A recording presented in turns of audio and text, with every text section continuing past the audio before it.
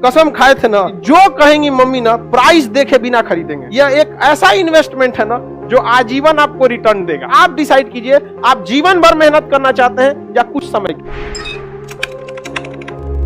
हमको जब पढ़ना था ना, हमारी माता जी हमारा वो सब क्या था, नाक कान में नहीं पहना जाता है, वो सब रख दी थी गिरवी के, वही पढ़ लेगा तो सब हो जाएगा। मेरे माता जी के पास कुछ भी नहीं बचा था, मतलब पायल वायल भी कुछ नहीं था, जबकि एक महिला के पास सब रहना चाहिए, एकदम सब गिरवी रख दी थी।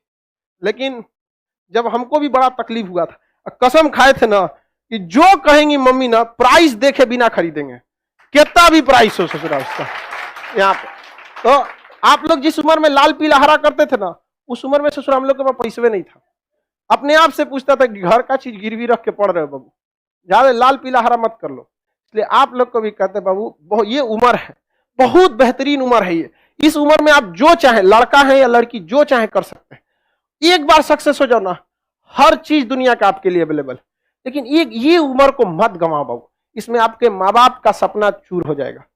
पता है माँ बाप को कितना सुनना पड़ता है। हमारी मम्मी को कितने रिलेटिव लोग थे ना, ये कहते क्या पढ़ा रही हो लड़का को, घर की स्थिति देखो सब ठीक हो। लेकिन मम्मी को पूर्ण विश्वास था बदल देगा यहाँ पे, और हमने भी धोखा नहीं दिया था।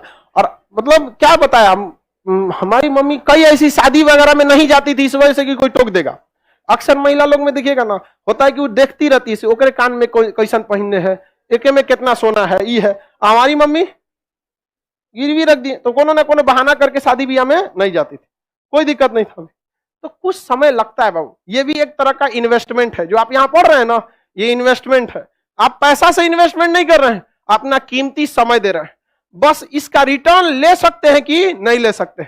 यह एक ऐसा इन्वेस्टमेंट है ना जो आजीवन आपको रिटर्न देगा, आजीवन रिटर्न देगा, याद रखिएगा, आजीवन। और जितना ज्यादा जाएंगे आपको उतना आगे बढ़, जो इंसान दिमाग से आगे बढ़ता है, जितना बूढ़ा होगा उसका इनकम उतना बढ़ेगा।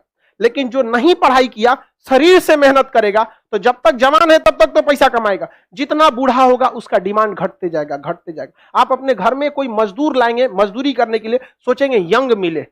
लेकिन अगर अपने के लिए अगर कोई डॉक्टर रखने जाएंगे तो सोचेंगे 40-50 साल का हो, उसको एक्सपीरियंस हो। एकदम नया 25-30 साल का डॉक्टर आप अभी पढ़ के निकलबे किया नया। लेकिन मजदूर रहेगा तो अरे 18 साल का लाओ, एकदम 20 साल का, मार 40 गो ईंटा लेके चढ़ जाएगा 5 तल्ला पे। समझेंगे नहीं? तो आप डिसाइड कीजिए, आप जीवन भर मेहनत करना चाहते हैं या कुछ समय के लिए।